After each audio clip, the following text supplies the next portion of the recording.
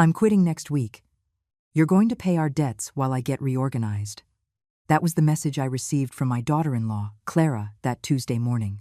No greeting, no explanation, just a command disguised as a heads up. I read each word, feeling the blood rush to my head. I took a deep breath. My fingers trembled over the keyboard. And then I wrote the only thing I should have said years ago. That's your problem. 3 words. Nothing more. I hit send and without a second thought, opened my email and signed the contract for an overseas job starting the following Monday. The next day, my son, Michael, wrote, frantic. But it was too late. I had already made the only decision that would save me. Do you want to know what happened next? Hold on.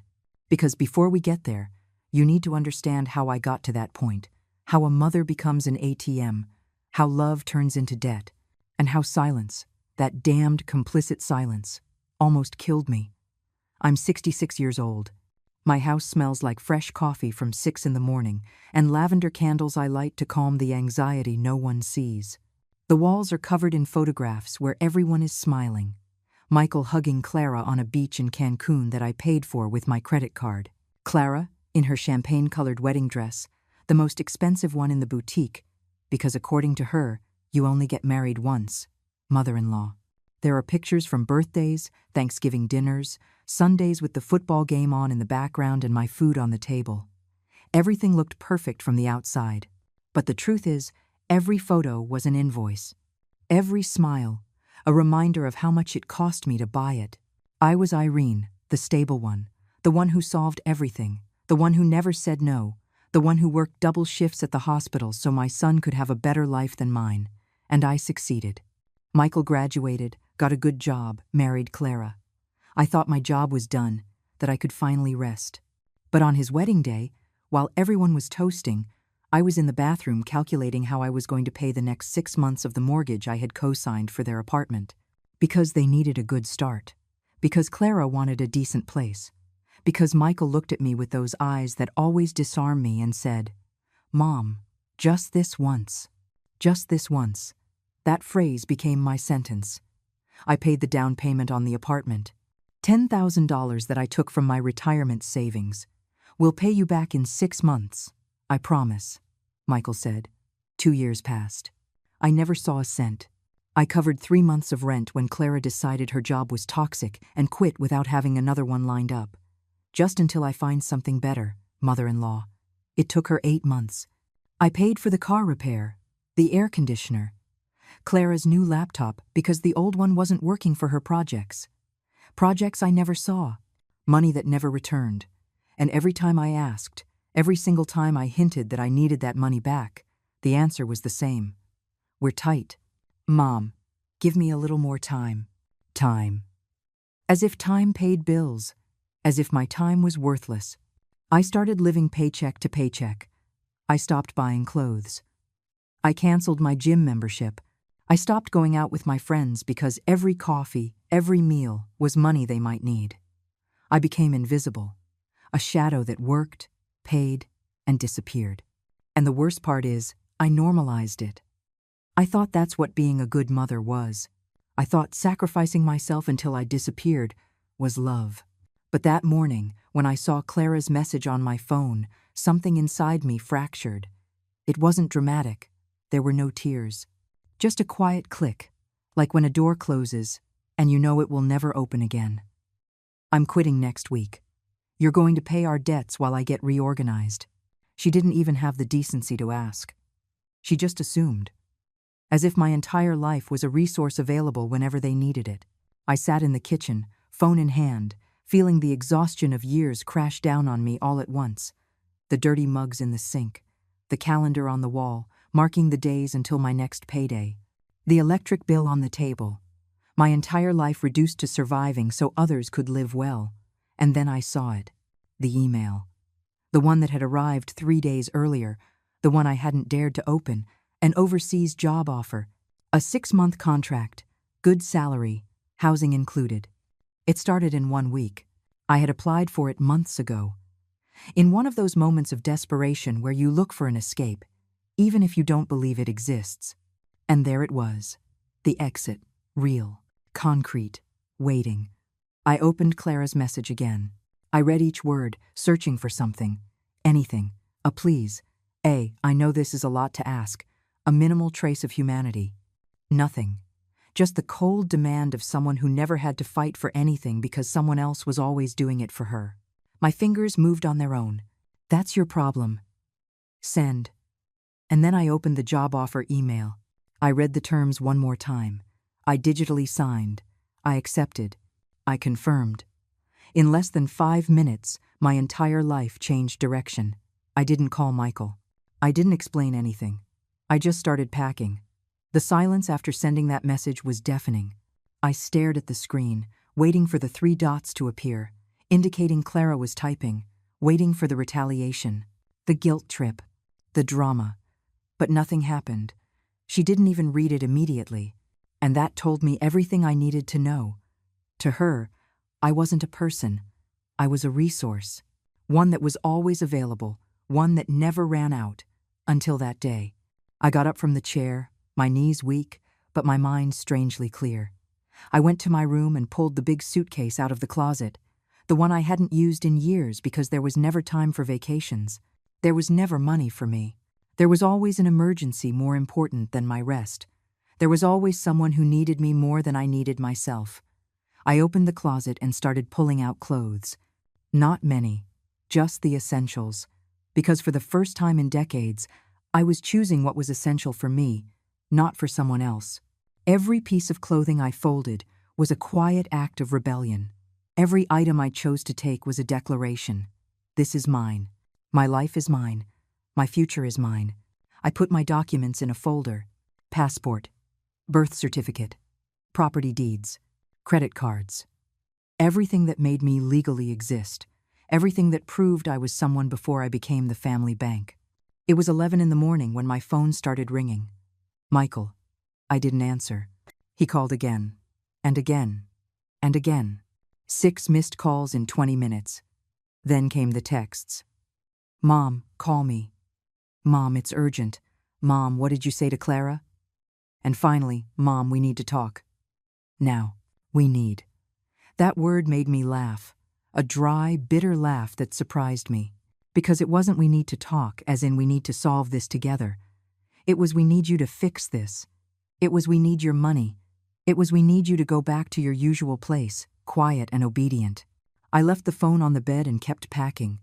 I packed my medications, my toothbrush, the photo of my parents that was always on my dresser, the one where they were still young and smiling with hope. I wondered what they would think of all this. If they'd be proud I was finally defending myself or disappointed I was abandoning my son. But then I remembered something my mother told me once, weeks before she died. Irene, don't let them love you only when they need something. That's not love. That's convenience. She was right. It took me 30 years to understand it, but she was right. The phone wouldn't stop vibrating. More messages. Now from Clara. Irene, I don't understand your attitude. Irene, I thought we could count on you. Irene, this is very selfish of you. Selfish. That word hit me like a slap. Me, who had emptied my accounts to fill theirs. Me, who worked sick so they wouldn't have to worry. Me, who canceled my life to be available when they needed me. Selfish. I picked up the phone and blocked Clara's number. There was no internal drama, no doubt. Just a click, and her name disappeared from my screen. I felt something heavy lift off my chest, as if I'd been carrying a backpack full of rocks for years and someone finally gave me permission to set it down. Michael kept calling. This time I answered. I needed to. I needed to hear his voice to confirm what I already knew. Mom? Finally. What the hell is going on? Clara is hysterical.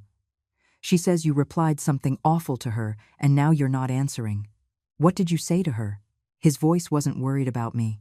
It sounded annoyed, frustrated, as if I had committed an unpardonable crime. I took a deep breath. I told her the truth, Michael, that her problems are her problems, not mine. Silence. A silence so long I thought the call had dropped. But then he spoke, his tone one of total disbelief. Are you kidding me? Mom, she's going through a tough time. Her job is stressing her out. She needs a break. I thought you'd understand. I understand perfectly, son. I understand she's been needing breaks for 3 years that I pay for. I understand that every time something gets hard, I am the solution. I understand that never, not once, have you two wondered if I also need a break. Mom, don't be dramatic. We've paid you back money. When, Michael? Tell me when. Give me one date. One amount. One single time in these 3 years that you've kept your promise. More silence. Because there was no answer. Because the truth is uncomfortable when it forces you to look in the mirror. Mom, this isn't fair. We're your family. Family is supposed to support each other. You're right.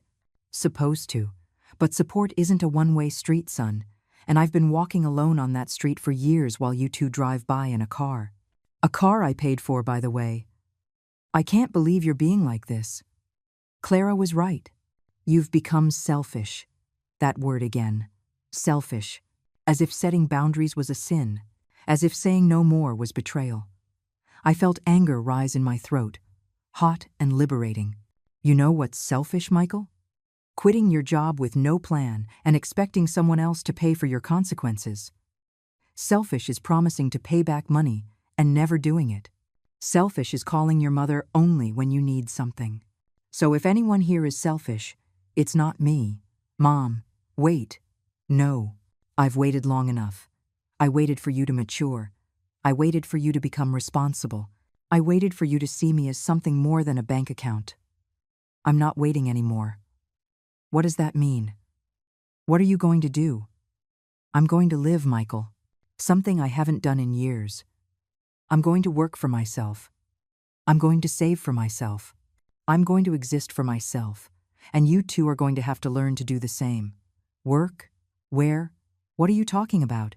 I didn't answer him. I just hung up. And this time, when he called back, I didn't answer. I let the phone ring and ring until it gave up. Until it understood that this time was different. That this time, I wasn't going to give in. I finished packing as the sun began to set outside. The golden afternoon light streamed through the window, illuminating the open suitcase on my bed. My entire life fit into one suitcase. And that didn't make me sad. It made me feel free. Because it meant I could leave. That I wasn't tied down. That there was still time to start over. That night, I didn't sleep. I sat in the living room, reviewing my bank accounts on the laptop. One by one, I started making changes. I canceled the additional credit card I had given Michael just for emergencies. Emergencies that included dinners at expensive restaurants and weekends at hotels. I removed my name as co-signer from their apartment. I called the bank and explained the situation. It was easier than I thought. "Are you sure, ma'am?" the representative asked. "Completely," I replied, without hesitation. I changed the passwords on all my accounts. Every click was a lock. Every change was a boundary. Every decision was mine, and mine alone. At 3 a.m, my phone vibrated with a long text from Michael. I read the whole thing. It was a mix of pleading, anger, and manipulation. "Mom, the accounts are in my name, but you're the co-signer. If you don't pay, they'll sue me. Is that what you want? To see your son in legal trouble? Clara is crying. She can't believe you'd do this to us. We thought we could always count on you. We were a family." Were. Past tense. As if my refusal had broken something sacred. But the truth is, the sacred thing broke long before, every time they saw me as a solution and not as a person. I didn't reply. I just opened my suitcase one more time and packed the last thing I was missing. My dignity. The dignity I had lost somewhere between the first loan and the 100th broken promise. I found it there, in that pre-dawn silence, in that decision not to answer. I found it in the simple act of choosing myself. On Monday, my new life would begin, and for the first time in years. I wasn't afraid. I was at peace. Friday dawned differently, not because the sun was shining brighter or because something magical had changed in the world. It was different because I was different. I woke up without that knot in my stomach that had been my companion every morning for years. Without that anxiety that made me check my phone before even opening my eyes, waiting for the next plea for help, the next manufactured emergency, The next bill I would have to pay. I made myself coffee. Good coffee, the kind I'd stopped buying because it was too expensive and the money could be used for something more important. I sat on the patio and drank it slowly, feeling the steam warm my face as the morning sun painted the sky orange and pink, colors I had stopped noticing, beauty I had forgotten existed. Because when you live in survival mode, when every day is just about enduring until the next, you stop seeing, you stop feeling, you stop existing. But that morning, I existed, and it hurt. It hurt as much as it felt good. My phone had exploded during the night. 43 messages, 17 missed calls, all from Michael. Some from Clara from unknown numbers, since I had blocked hers. There was even one from Elena, my sister-in-law, Clara's sister. Irene, I don't know what happened between you, but Clara is a wreck. She says you turned your back on her when she needed you most. I thought you were better than that. Thought I was better than that. Better meant continuing to be a doormat. Better meant disappearing so others could shine. Better meant dying a little each day so they could live comfortably. If that was being better, then I preferred to be worse. I didn't answer any messages. I read them all one by one, like someone reading a book they already know the ending to. Pleas, accusations, emotional blackmail wrapped in pretty words. Mom, we need you. Mom, don't be cruel. Mom, think about us. Always us, never me. Never. How are you? Or what do you need? Or when was the last time someone asked if you were okay? Never. At 10 in the morning, the doorbell rang. I wasn't expecting anyone. I looked out the window and my stomach tightened. Michael's car was parked outside. He and Clara were getting out, her eyes puffy, him with that expression I knew too well, determination mixed with frustration. They were coming to talk. They were coming to convince me. They were coming to get their source of income back. I didn't open the door. Michael knocked. Once. Twice. 3 times. Mom, I know you're in there. Your car is in the driveway. Please. Open up. We need to talk. That word again. Need. As if their needs were commands I had to obey. I stayed in the living room, still, feeling my heart beat in my ears. It wasn't fear. It was something deeper. It was the battle between the woman I had been for 66 years and the woman I was trying to become. Mom, open the damn door. Michael's voice sounded desperate now, almost hysterical. And part of me, that old conditioned part, wanted to open it, wanted to fix everything, wanted to make his suffering stop. But another part, a new fierce part, whispered, if you open that door, you'll never get out. If you give in now, you'll give in forever. I heard Clara sobbing on the other side. Irene, please.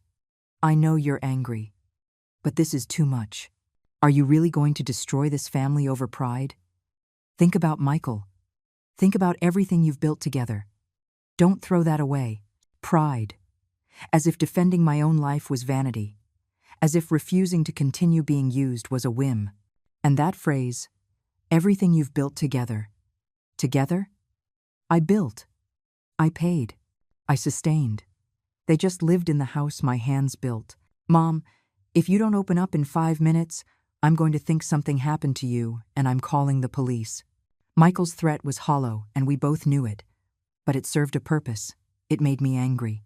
It made me understand that even in this moment, even when I was setting a boundary for the first time in my life, he was still trying to control me, to force me, to break me. I walked to the door. I didn't open it. I just spoke, loud enough for them to hear. Michael, Clara, I hear you perfectly, but I'm not opening this door. Not because I'm angry, but because I've made my decision and nothing you say will change it. You need to leave. You need to solve your own problems. You need to grow up. Grow up? I'm 34 years old, Mom. I'm not a child. Michael's voice trembled with rage. Then stop acting like one. Stop running to me every time life gets hard. Stop expecting me to solve what you created. This isn't just mine. You co-signed. You said you'd support us. And I did. For 3 years, I did. But support doesn't mean eternal sacrifice, Michael. Support doesn't mean I cease to exist so you can exist. I'm not your co-signer anymore. I'm not your backup plan. I'm not your safety net. You need to learn to swim on your own. Silence. And then Clara spoke. In a cold voice I had never heard from her. You know what? You were right, Michael. Your mom has changed. She's become selfish and bitter. She's probably just having some midlife crisis. Let's go. We're wasting our time here. Midlife crisis. As if waking up was a pathology. As if reclaiming my life was a symptom of madness. I heard them walk away. The car engines start. The tires screech on the pavement. And then, silence. A silence so absolute that for a moment, it scared me. Because for years, my value had been tied to how useful I was. And now, with no one needing me, who was I? I sat on the floor, my back against the door, and I cried. Not from sadness. Not from regret. I cried from relief. I cried because I had just survived the hardest test. I cried because I didn't give in. I cried because, for the first time, I chose my pain over their comfort. And that, I discovered, was revolutionary. The rest of the day, I finalized paperwork. I called my current job and submitted my official resignation. My boss, Dr. Martinez, was surprised. Irene, you're one of our best nurses. Are you sure? I explained I had accepted a temporary contract overseas, an opportunity I couldn't pass up. She understood. She wished me luck. I didn't tell her the rest. I didn't tell her I was saving myself. That I was running away so I could live. Some battles are too private to share. I went to the bank and closed the joint account I'd had with Michael since he was a teenager. For emergencies, I had told him when I opened it. Emergencies that had become his personal spending account. The teller had me sign several forms. Are you sure? Once it's closed, you can't get it back. Completely sure, I replied. And as I signed, I felt like every letter of my name was an act of reclamation. I was reclaiming my money, my effort, my future. I stopped by the notary and signed the documents removing me as co-signer from their apartment. The notary looked at me with something resembling pity. Family problems? He asked with false empathy. Family solutions? I corrected. He didn't understand. It didn't matter. I understood. That evening, I packed the last few things. Cold weather clothes, because it was cold where I was going. Comfortable shoes. Books I never had time to read. A new notebook where I would write everything I was feeling, everything I was discovering about myself. I looked at my house, this place that had been my refuge and my prison. The walls knew every tear, every sleepless night, every bill I paid at that table, every call where I said yes when I wanted to say no more. I had asked my friend Maria to look after the house while I was away. She was the only one I told everything to, the only one who didn't judge me, the only one who said, "It's about time, Irene. It's about time you lived for yourself."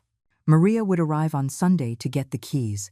I would leave at dawn on Monday, 36 hours. That's all that stood between my old life and my new one. That night, before sleeping, I did something I hadn't done since I was a child. I prayed. I didn't ask for forgiveness. I didn't ask for everything to be okay. I just said thank you.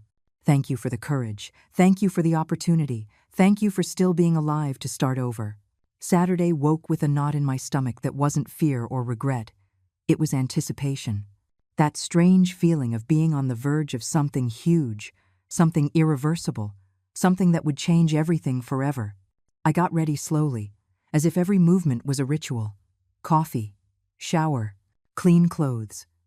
Each simple action felt significant because I knew it was one of the last times I would do it in this house as the woman I used to be. Maria arrived mid-morning with a bag of pastries and 2 coffees.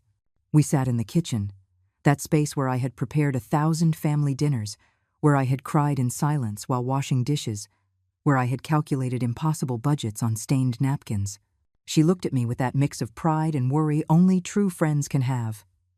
"How are you feeling?" she asked, holding her mug with both hands.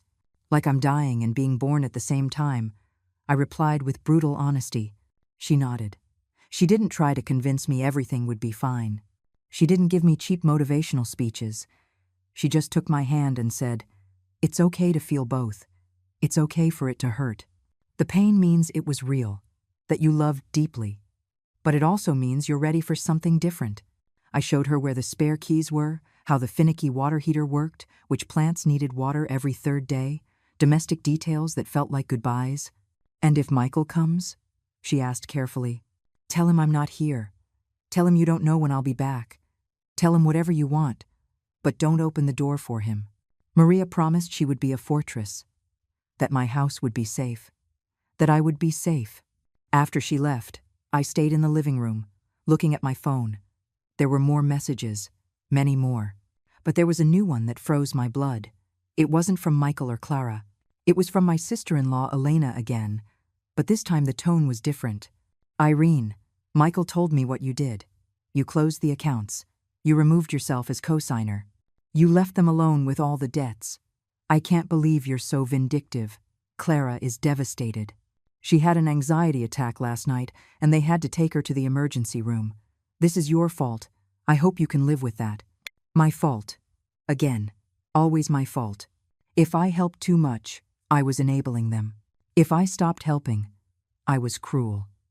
There was no way to win this game because the rules always changed to keep me losing. I read the message 3 times, waiting to feel guilty, waiting for that old programming to make me run to the hospital. But it didn't happen. Instead, I felt something else, clean and clear. Anger. Clara had an anxiety attack.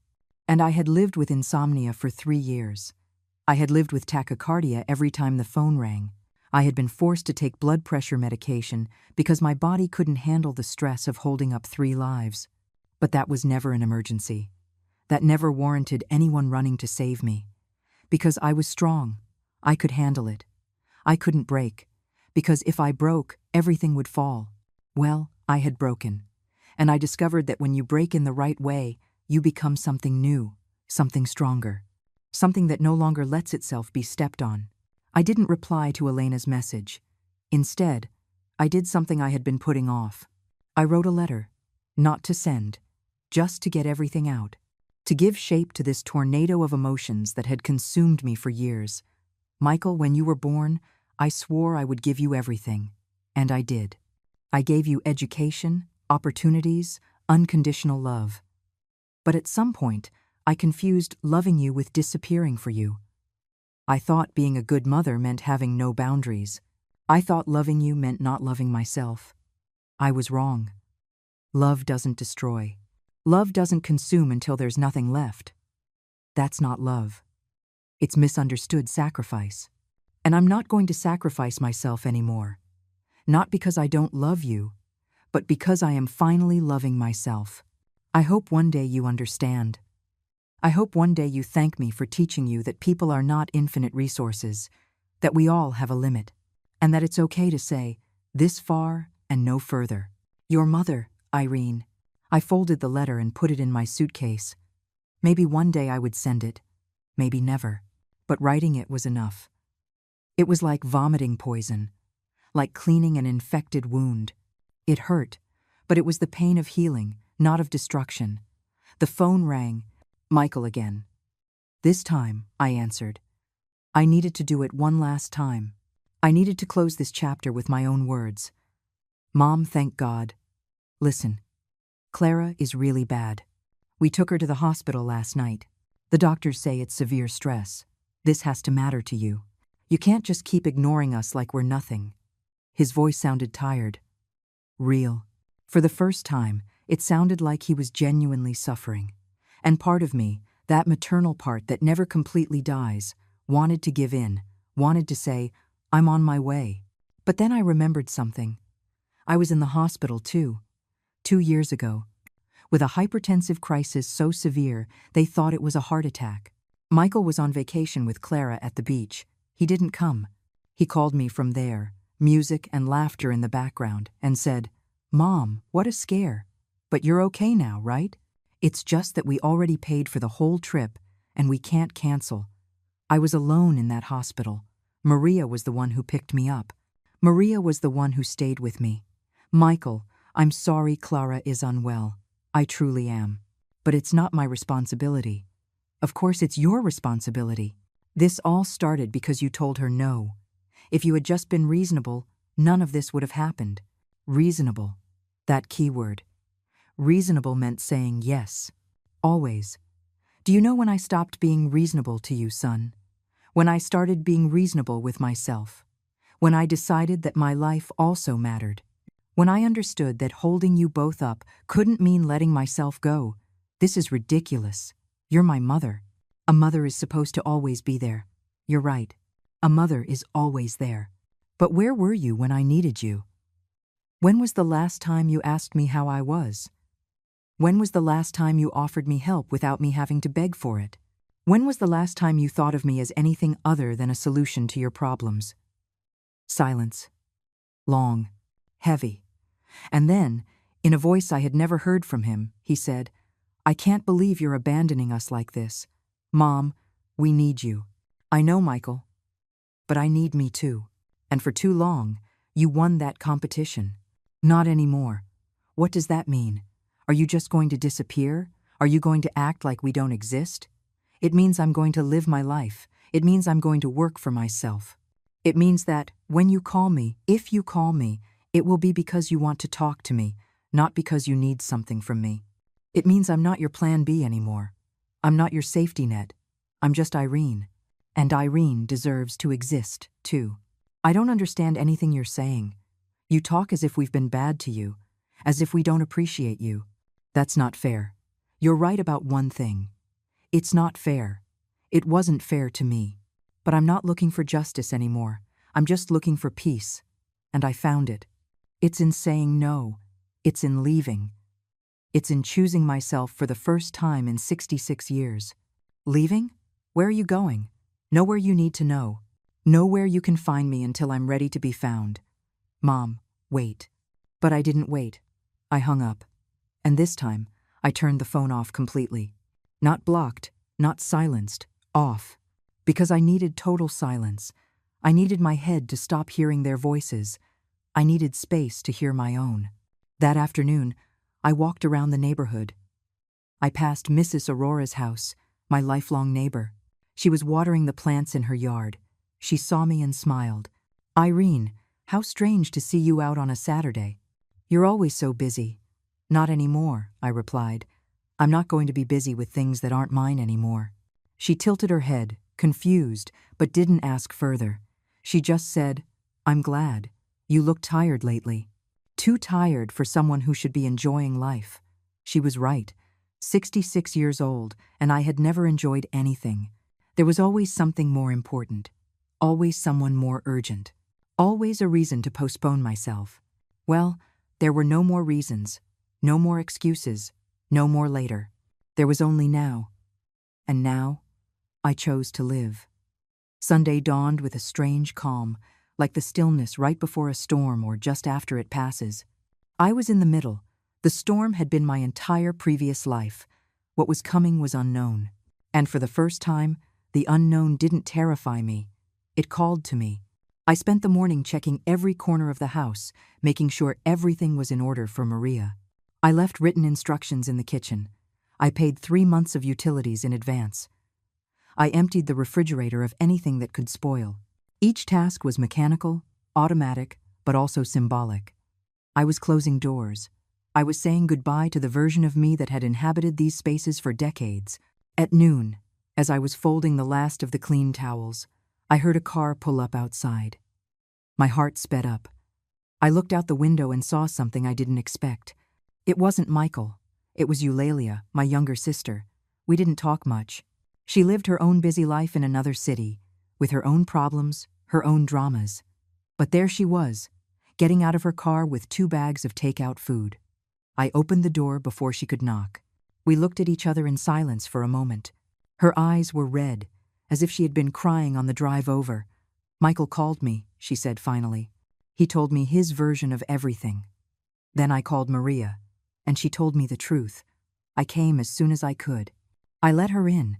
We put the food on the kitchen table. Tacos, rice, beans, everything we used to eat when we were girls and Mom would treat us on Sundays. We sat across from each other, and for a moment, neither of us spoke. We just ate. And in that shared silence, there was more understanding than in 1,000 conversations.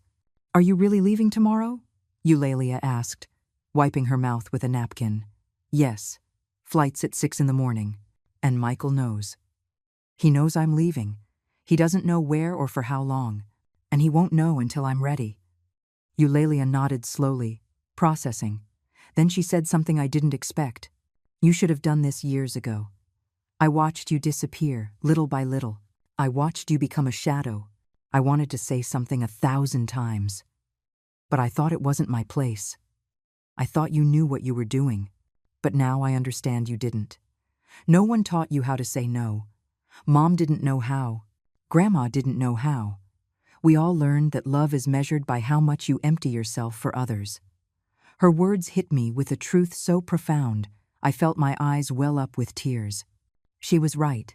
I came from generations of women who sacrificed themselves into non-existence. Women who believed their value was in how useful they were. Women who died having lived for everyone but themselves. And I was repeating the pattern, until now. I don't want my granddaughters to learn this, Eulalia said, her voice breaking. I don't want them to think that loving means erasing yourself. That's why, even though it hurts to see you go, I'm proud of you. You're breaking the curse, Irene. You're teaching them something no one taught us. We hugged. A long, tight hug that said everything words couldn't.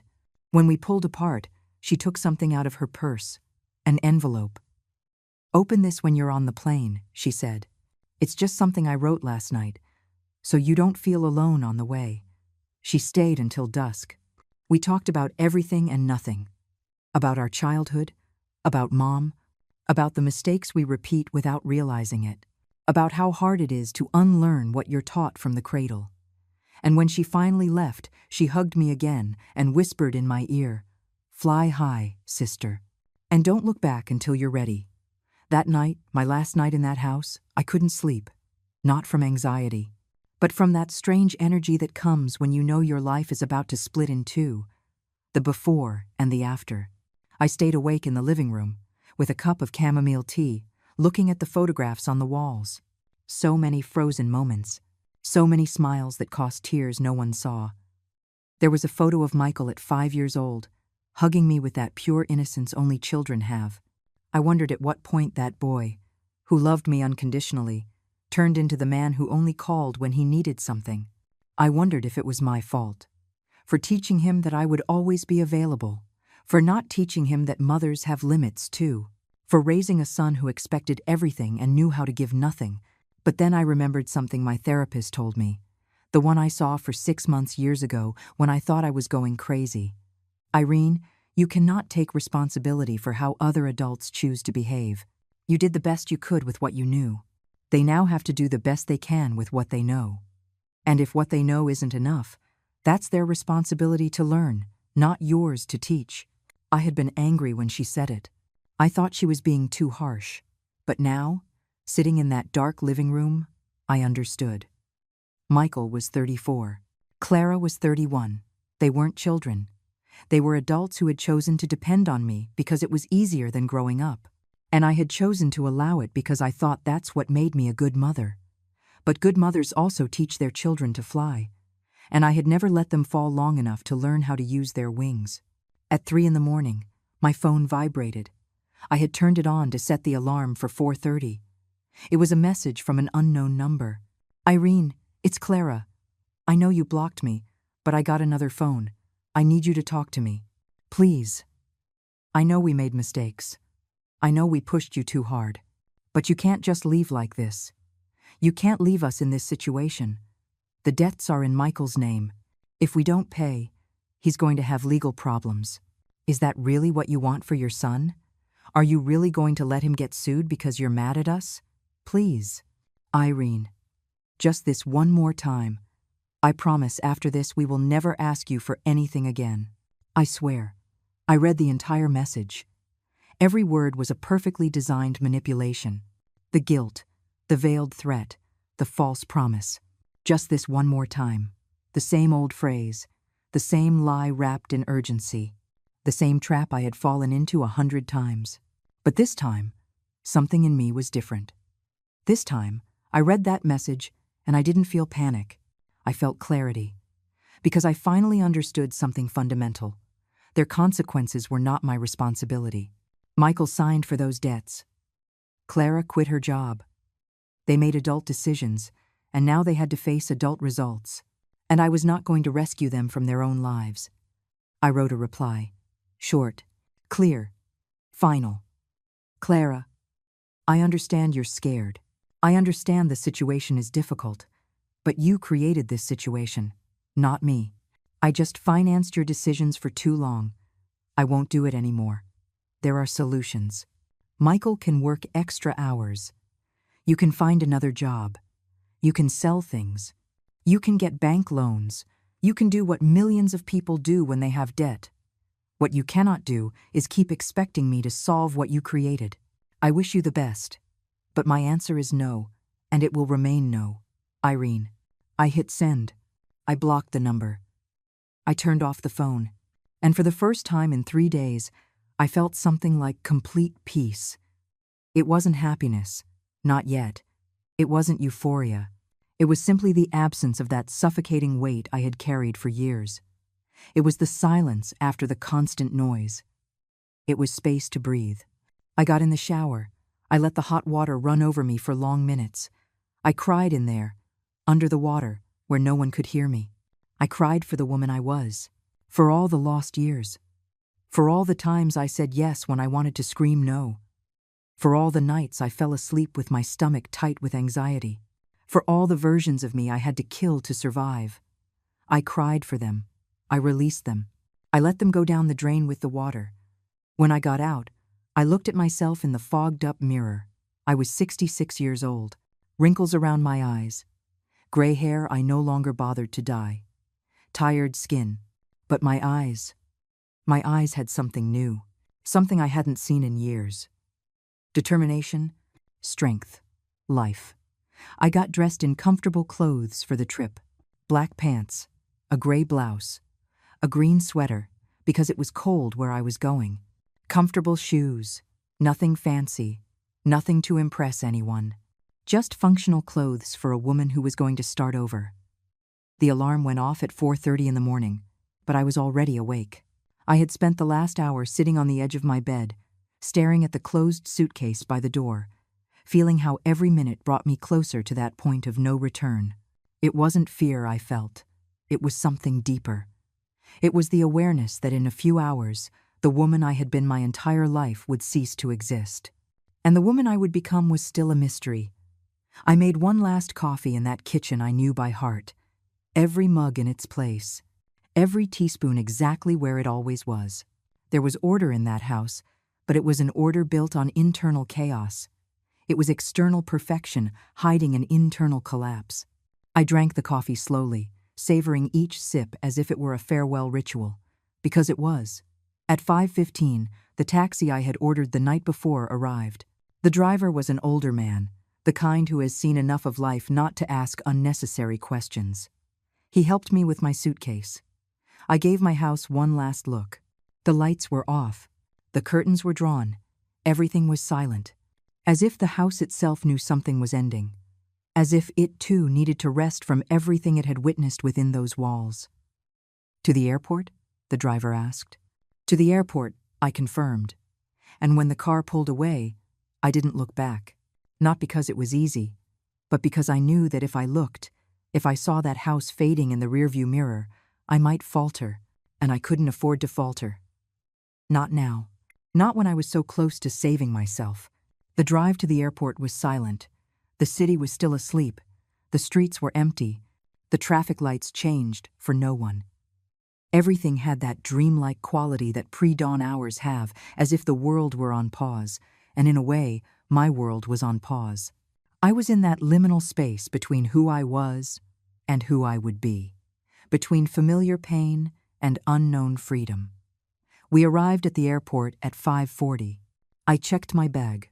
The counter agent smiled at me with that professional kindness of those who work in the early morning.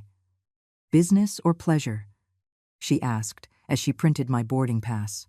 I thought about it. It was neither. It was a trip of survival, a rescue mission, a journey of rebirth. Pleasure, I finally lied. Because if all went well, eventually it would be true. I went through security.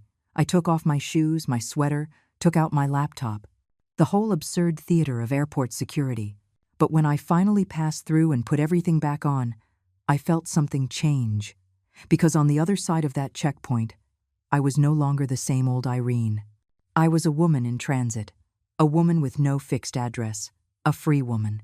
I sat in the waiting area, in front of the boarding gate. There were 40 minutes until the flight. I took out my phone and turned it on one last time before I left. I had 27 new messages, all from the night, Michael, Clara from different numbers, Elena. There was even one from Clara's mother, a woman who had never said more than polite greetings to me at family gatherings. Irene, I don't know what's going on, but my daughter is suffering a great deal. I hope you will reconsider and remember that family is the most important thing. Family is the most important thing. That phrase they use as a weapon. That phrase that means, you don't matter, only we matter. That phrase that forces you to disappear so others can exist. I deleted the messages without reading them completely. They all said the same thing in different words. They all wanted the same thing. For me to return to my cage. To become useful again. To stop being human and go back to being a resource. Then I remembered the envelope Eulalia had given me. I took it out of my bag and opened it carefully. Inside was a handwritten letter in her irregular but beautiful script. I began to read. Irene, my sister. As I write this, it's past midnight and I can't sleep thinking about you, about everything you carried alone, about everything you sacrificed, believing it was love. I want you to know something I never told you. I admire you. I always have. But I also pitied you, because I watched you fade. I watched your laugh become less frequent. I watched your eyes lose that sparkle they had when we were girls and dreamed of everything we would become. You became what everyone needed, and you stopped being what you wanted. And I didn't know how to help you because I was fighting my own battles. But now that you're leaving, now that you're finally choosing yourself, I want you to know that you're not alone. That even if you're miles away, my heart is with you. Fly, Irene. Fly as far as you need to. And if you ever doubt, if guilt ever whispers for you to come back, remember this. The best mother isn't the one who sacrifices herself to death. It's the one who teaches her children that we all deserve to live. With eternal love, your sister, Eulalia. The tears fell onto the paper before I could stop them. They weren't tears of sadness. They were of relief, of gratitude, of feeling seen for the first time in so long. I folded the letter carefully and put it in my wallet next to my passport. Those two things would be my talisman, my reminder of who I was and where I was going. The loudspeaker announced the pre-boarding for my flight. I stood up, my legs trembling, not from fear, but from that adrenaline that comes when you're about to jump into the void and you don't know if there's a safety net. But you jump anyway, because staying is a slow death. I got in line, passengers with carry-on bags, executives in perfect suits, families with half-asleep children, all with their own stories, all with their own reasons for being there at 6 a.m. And I was one of them. Just another woman catching a plane. No one knew that for me, this flight was an act of personal revolution. No one knew that every step toward that plane was a step away from a life that had nearly killed me. I handed over my boarding pass. The flight attendant smiled at me. "Welcome aboard, ma'am." I walked down the aisle looking for my seat. It was a window seat. I always asked for a window. I liked watching the world get smaller as the plane took off. I liked the perspective that altitude gave. How huge problems turned into insignificant dots when you saw them from above. I sat down and fastened my seatbelt. The plane filled up slowly. A young woman, maybe 30, sat next to me, with headphones and a laptop. She didn't look at me. We didn't speak. And I was grateful for that anonymity. Grateful to be invisible for the right reasons this time. When they closed the cabin doors, I felt something release in my chest, like a chain that had been tight for years and finally broke. I looked out the window. The sun was beginning to rise, tinting the sky with pinks and oranges. A new dawn, literally and metaphorically.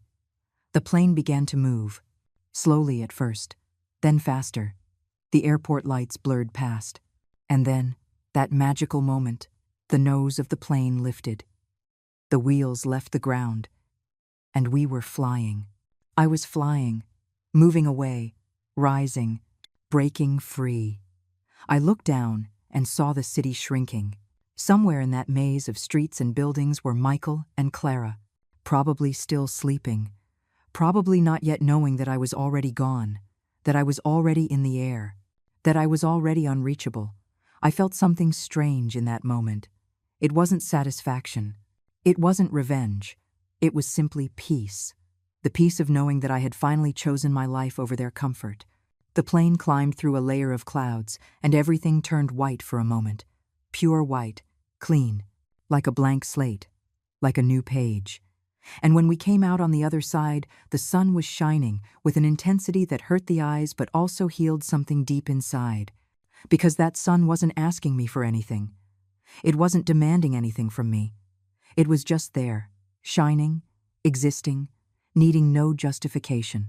I took out my phone and put it in airplane mode. That expression took on a new meaning. Airplane mode. A mode of being disconnected. A mode of being unreachable. A mode of simply being, without having to answer to anyone. I left it like that. And then, in a symbolic act that surprised me, I opened my settings and changed my emergency contact. I removed Michael's number. I put in Eulalia's. That small digital change represented something enormous. I no longer trusted my son to save me if something went wrong. He was no longer my safety net, because he never was. I was always his. The flight lasted 6 hours. 6 hours of being suspended between two worlds. Between the woman I left on the ground and the woman who would land on the other side. I didn't sleep. I couldn't. I kept my eyes open, staring out the window at that infinite ocean of white clouds that looked like cotton stretched to the horizon. I wondered how many people had fled like this. How many mothers? How many wives? How many daughters had taken a plane to escape lives that were too small for them? How many had felt this strange mix of guilt and freedom that was eating at my chest? The flight attendant passed by offering drinks. I asked for water. Nothing else. My stomach was in knots. Not from nerves, but because my whole body was still in survival mode, as if it couldn't believe I had really done it, that I had really left, that I had really chosen. Midway through the flight, the woman next to me took off her headphones and looked at me. "First time flying to this destination?" she asked with casual kindness. "Yes," I replied. "First time." She smiled. "You're going to love it. It's a perfect place to start over." She looked at me for a second longer than necessary, as if she could see right through me, as if she knew I wasn't on vacation. "Is it that obvious?" I asked with a sad smile. She laughed softly. "Let's just say I recognize the look. I ran away once, too, 5 years ago. Best decision of my life." She said nothing more. She put her headphones back on. But those words stayed with me for the rest of the flight. Best decision of my life. I hoped it would be for me, too. We landed at 1 in the afternoon, local time. When the wheels touched the ground, I felt my heart race. It was real. I was here, in another country, alone, thousands of miles from everything I knew. The idea terrified and thrilled me in equal parts. I got off the plane, following the river of passengers toward immigration. Everything was in English. The signs, the announcements, the voices over the loudspeaker. It was like being on another planet. And, in a way, I was. I passed immigration. The officer asked the purpose of my visit. "Work," I replied, showing my contract. He stamped my passport without further questions. I collected my suitcase. I walked through the automatic doors into the arrivals hall, and there, amid a sea of people with signs and hugs and welcomes, I felt completely alone. But it was a different kind of loneliness. It wasn't the loneliness of being surrounded by people who use you. It was the loneliness of being alone with myself. And I discovered that didn't scare me as much as I thought it would. There was a woman with a sign that said my name. Irene Castillo. She was from the company, the coordinator for the International Nurses Program. Her name was Margaret. She was about 50, with a genuine smile that reached her eyes. "Welcome," she said, her accent thick. "Long trip, right? Let's get you to your apartment so you can rest." I thanked her, a lump in my throat. Kindness with no expectations. Help with no strings attached. It was something I had forgotten existed. The apartment was small but clean. A 3-story building in a quiet part of the city. A studio with an integrated kitchen, a full bath, a single bed, and a large window that overlooked a park. Margaret explained everything. How the heater worked, where the building's laundry room was, what days they picked up the trash, mundane details that felt monumental because they were mine. This space was mine. No one else had the keys. No one else would enter without permission. No one would look for me here to ask for money. When Margaret left, I locked the door and just stood in the middle of that empty space. The silence was absolute. No TV on, no phone ringing, no voice demanding attention. Just silence. And in that silence, I finally allowed myself to feel everything I had been holding back for days. I sat on the floor, my back against the wall, and I wept. I cried hard. I ugly cried.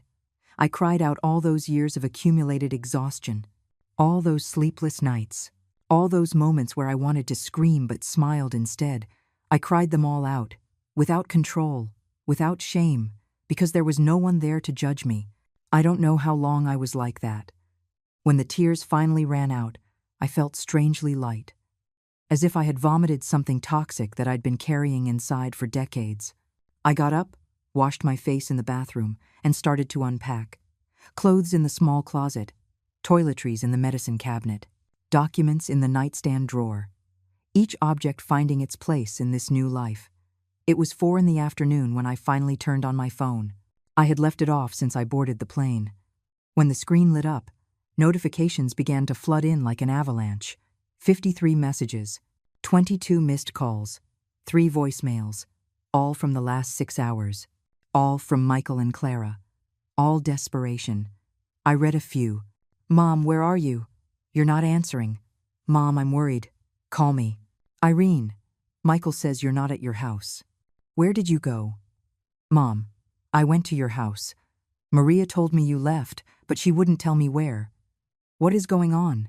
Mom, this is ridiculous. Answer the phone. Irene, this isn't funny anymore. We need to talk now. And finally, the most recent one, from 20 minutes ago. Fine. I got the message. If you want to disappear and act like we don't exist, go ahead. But just so you know, when you want to come back, there might be nothing to come back to. This is your decision. You chose this. I read that last message 3 times.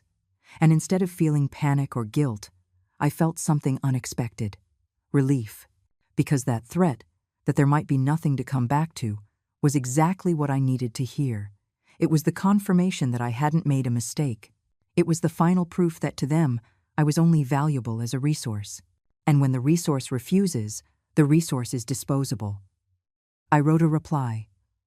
The last one I would write for a long time. Michael, I'm fine. I'm safe. I am exactly where I need to be. I'm not going to tell you where, because I need space. I need time. I need to live without feeling like I owe someone an explanation for every breath I take. It's not your fault things got to this point. It's the result of years of imbalance that we both allowed. Me, for not setting boundaries. You, for not respecting the few I set. But that's over. I love you. I will always love you. But that love can't cost me my life anymore. We'll talk when I'm ready. Not before. Take care. Your mom. I hit send. And then I did something radical. I deleted the messaging app. I deleted my email. I left only the call function. But I put the phone on permanent silent. I connected to the apartment's Wi-Fi and opened a new email account. One that only Eulalia and Maria would know. One where I could exist without being found. I went for a walk around the neighborhood. I needed air. I needed to see this place that would be my temporary home. The streets were clean and orderly. Trees everywhere, people walking dogs, kids on bikes. Everything had that slow pace of small cities where people don't live in a rush. I went into a grocery store. I bought the basics. Coffee, bread, eggs, milk, fruit. Simple things to last the week. I paid with my own card. Money I had earned. That I didn't owe to anyone. That I didn't have to justify. On the way back to the apartment, I ran into an older woman watering the plants in the front garden. She waved at me. "New neighbor," she exclaimed with a thick accent. "Welcome to the building. I'm Francisca. I live on the second floor. If you need anything, just knock." I thanked her. I introduced myself. We exchanged smiles. And I kept walking. But that small gesture, that welcome with no expectations, reminded me that a world existed where people could be kind without wanting something in return. That night, I made something simple for dinner. Scrambled eggs and toast. I ate sitting on the small sofa, looking out the window.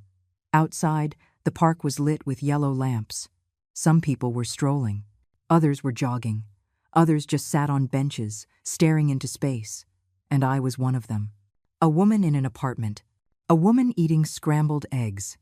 A woman who, for the first time in years, didn't have to be watching her phone. My first day of work was Tuesday.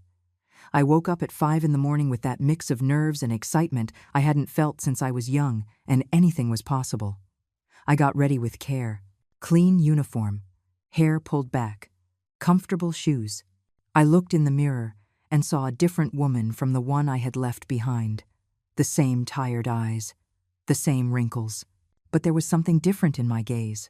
There was clarity, there was purpose, there was life. The hospital was a 20-minute bus ride away.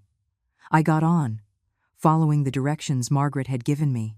Everything was new. The streets, the buildings, the language I heard around me. But instead of scaring me, that newness energized me. It was like being a tourist in my own life, like rediscovering what it felt like to be present in the moment, without the constant burden of the past. The hospital was modern and large. I was greeted by the head of nursing, a man named Michael, who spoke basic Spanish and treated me with that professional but genuine courtesy. He introduced me to the team. There were nurses of all ages and nationalities. One of them, Aurora, was Colombian and had been working there for 5 years. "You're going to like it here," she said as she showed me the area where we would work. "Here, they pay you what you're worth. They respect you. And when your shift ends, it ends. No one calls you afterward. No one expects you to live for the job. It's different. Different." That word became my mantra. Everything was different. And for the first time, different meant better.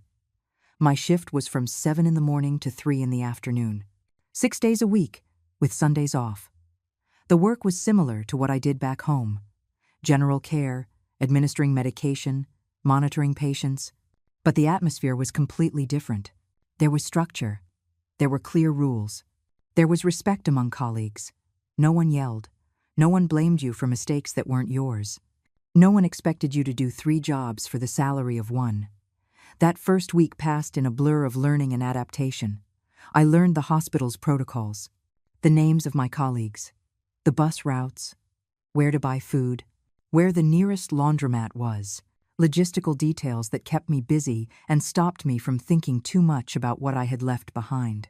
Because when I did think, when I allowed myself to remember, guilt tried to seep in like smoke through the cracks of my new piece. I hadn't written to Michael again. He hadn't insisted anymore after that last threatening message. The silence between us was absolute. And that silence, I discovered, wasn't empty. It was space. Space for each of us to process. Space for him to face his consequences. Space for me to learn to exist without carrying his weight. But the nights were hard. When I got back to the apartment and closed the door, when the noise of the day died down and it was just me, that's where the real battle took place. I would sit on the sofa with a cup of tea and stare at the phone. I would check it compulsively, waiting for, I don't know what, a message of apology, a call where they finally understood, some sign that they missed me as a person and not just as a solution.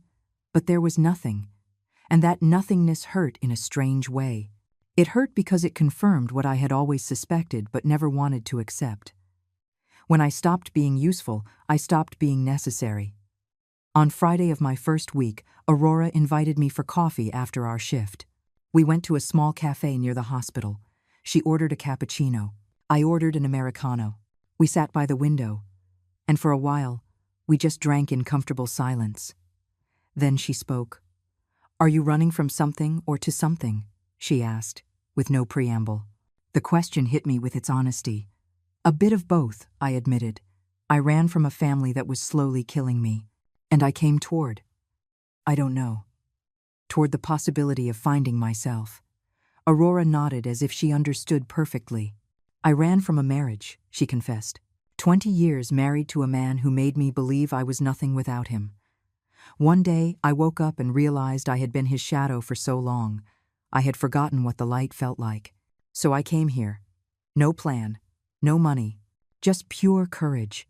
It was the most terrifying and the most liberating thing I've ever done. She stared into her cup. The first few months were awful. I cried every night. I felt guilty for leaving him. I felt selfish for choosing myself. But over time, the crying became less frequent. And one day, I realized a whole week had passed without me crying. And then a month. And then I couldn't remember the last time. That's what happens. The pain doesn't disappear all at once. It just gets smaller and smaller until one day you realize it doesn't control your life anymore. Her words stayed with me. They gave me hope that what I was feeling was normal, that it was okay to still be broken, that healing wasn't instantaneous. That freedom had an emotional cost that had to be paid in installments of nightly tears and morning doubts. On Saturday, my first day off, I decided to explore the city. I took the bus downtown. I walked through streets full of shops and restaurants. I went into a bookstore and stayed there for hours. I touched books. I read back covers. I bought 3 that called to me. Books about women reinventing themselves. Books about starting over. Books that spoke directly to me. I ate lunch alone at a small restaurant. I ordered pasta with tomato sauce. I drank wine. I allowed myself to enjoy the food without rushing, without having to serve anyone else, without having to clean up afterward, just eating, just being. In the Central Park, there was an artisan market. I walked among the stalls, looking at necklaces, paintings, ceramics. A woman was selling handmade aromatic candles. I went closer. "This one is lavender," she said, pointing to a purple candle. "It's for peace, to calm the mind." I bought 3, one for my apartment, one for Eulalia, one for Maria. Small gifts that were also messages. Thank you for holding me up when I decided to hold myself up. I returned to the apartment as the sun began to set. I lit one of the candles. The smell of lavender filled the small space. I sat on the sofa with one of the books I had bought and began to read. It was about a 50-year-old woman who, after a divorce, decided to travel alone for the first time. Every page was a mirror. Every paragraph described exactly what I was feeling. That fear mixed with euphoria, that guilt intertwined with relief, that feeling of falling and flying at the same time. That night, for the first time since I arrived, I turned my phone on completely. I had a message from Eulalia. "Sister, I hope you're well. You haven't written much, but I understand you need space. I just want you to know that Michael came looking for me. He wanted me to tell him where you are." I didn't tell him anything. He got angry. He said ugly things to me. But I stood firm. "Your secret is safe with me. Fly peacefully. I love you." I read the message, feeling my eyes fill with tears. My sister, my ally, my only real connection to the world I left behind. I replied to her, "Eulalia, thank you. You don't know how much it means to me that you're covering for me. I'm okay. Better than I've been in years. The work is good. The place is quiet. I am learning to be me again. It's weird. It's hard. But it's necessary. I love you. I'll send you something soon." I also had a message from Maria. "Friend, your house is fine. I'm watering the plants, collecting the mail." Michael came by 2 more times. The second time, he brought Clara. They knocked for 10 minutes. They yelled a bit. They left. I haven't heard from them since. I hope you're finding what you're looking for. I miss you, but I'm happy for you. I replied to both of them with gratitude. And then, on impulse, I opened a new note on my phone and started to write. Not for anyone else, just for me. A kind of journal. Day 10 away from home. Today, I felt almost happy. Almost because there are still moments where guilt bites me, where I think of Michael and wonder if he's okay, if he's learned anything, if he hates me. But then I remember why I left.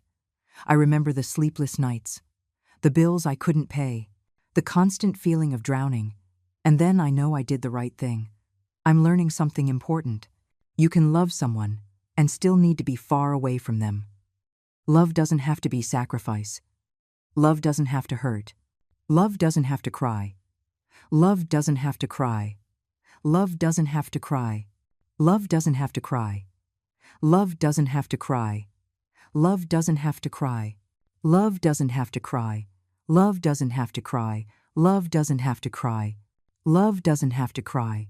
Love doesn't have to cry. Love doesn't have to cry. Love doesn't have to cry. Love doesn't have to cry. Love doesn't have to cry. Love doesn't have to cry. Love doesn't have to cry. It wasn't. There were nights when I woke up with my heart pounding, thinking about Michael. There were mornings when the guilt was so heavy, I almost called to apologize. Almost. But I didn't. Because I learned something fundamental. Guilt doesn't always mean you did something wrong. Sometimes it just means you did something different. Work became my anchor. Every shift at the hospital was a reminder that I had value beyond what I could give to others. My patients thanked me. My colleagues respected me. My boss congratulated me on my performance. And every word of recognition was like medicine for a wound I didn't know I had. The wound of never being good enough, of never being seen. Aurora became something like a friend. We had lunch together. We'd have coffee after our shifts. She told me stories of her reinvention. I told her fragments of my escape. Not everything. There were still parts too raw to share, but enough to feel less alone, to remember that I wasn't the only woman who had to save herself from her own family. In the 6th week, something changed. I was walking back from the grocery store when I realized I had gone the entire day without thinking about Michael. The entire day without compulsively checking my phone.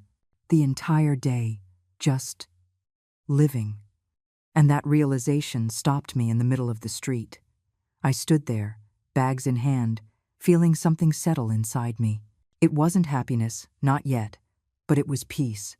And peace, I discovered, was enough for now. I started doing things, just because I wanted to. I bought flowers for my apartment. Yellow flowers that I put on the table and that made me smile every time I saw them. I signed up for a yoga class on Sundays. I met people. I exchanged smiles and good mornings with strangers who slowly became acquaintances. I built a small life. A life that wasn't spectacular or dramatic. It was just mine. Completely mine. Michael wrote to me one more time. It was in the 8th week. A long message that arrived at 2 a.m. his time, which meant he was probably drunk or desperate, or both. Mom, I don't know if you'll read this. I don't know if you care. But I need to tell you. Clara left me. She says this is all my fault. That I should have set boundaries with her. That I used you. Maybe she was right. I don't know. I'm alone. The debts are still here. I had to sell the car. I'm looking for a second job. It's hard. Really hard. And the worst part is, I understand why you left. I understand that I failed you. That I saw you as an ATM and not as a person. I understand that I hurt you. I don't expect you to come back. I don't expect you to forgive me. I just wanted you to know that I finally get it. Too late, probably, but I get it. I read that message 5 times. I cried. Not from sadness. I cried because there was finally recognition, finally understanding. Finally my son saw me. I didn't reply right away. I let his words settle. I let my heart process. And 2 days later, I wrote back. Michael, thank you for that message. It means more than you know. I love you. I have always loved you. But that love almost killed me. Not because it was bad, but because it was unequal. I needed to leave to learn to love myself. And you needed me to leave to learn to stand on your own. I don't know when I'll be back. I don't know if I'll be back. But I know this distance is saving us both. Be strong. Learn. Grow. Your mom. There were no more messages after that. And that was okay, because some conversations don't need an immediate continuation. Some just need to exist as breaking points, as markers of before and after. Now, sitting in my small apartment with a cup of coffee and the window open, letting in the cold air of this December morning, I can say something I never thought I would. I'm okay. Not perfect, not completely healed, but okay. I have a job that gives me purpose. I have a space that is only mine. I have days where I don't think about the past. And I have something I haven't had in decades. Hope. Hope that life can still surprise me. That there is still time to be who I was always meant to be. That message I received 3 months ago ended everything. That I'm quitting next week, you're going to pay our debts, while I get reorganized, was the final straw that broke a dam that had been cracking for years. My 3-word reply, "That's your problem," was the beginning of my liberation. And the contract I signed to work overseas was my ticket to a second chance. I don't know what will happen next. I don't know if Michael and I will rebuild something someday. I don't know if I'll return to my country or stay here. I have no certainties, but I have something better. I have choice. I have a voice. I have the ability to say no, and I discovered that simple ability to set a boundary without the world ending is the most powerful superpower that exists. To the women who read this, to those who hold entire families on their shoulders while drowning in silence, to those who believe loving means disappearing, I say this: it is not selfish to save yourself. It is not cruel to set boundaries. It is not betrayal to choose yourself. True love does not consume you until there is nothing left. True love allows you to exist. And if someone in your life only values you when you are useful, they don't love you, they use you. And it's okay to walk away from that. It's okay to fly. It's okay to start over. That message ended years of false peace. But it also started years of true peace. And I discovered that real peace is never loud. It doesn't come with applause or external validation. It comes in quiet mornings when you wake up and don't feel that weight on your chest. It comes in being able to take a deep breath without it hurting. It comes in looking in the mirror and recognizing the person you see. True peace is silent, and maybe that's why it took me so long to find it, because I was looking for it in the noise, when it was always waiting in the silence.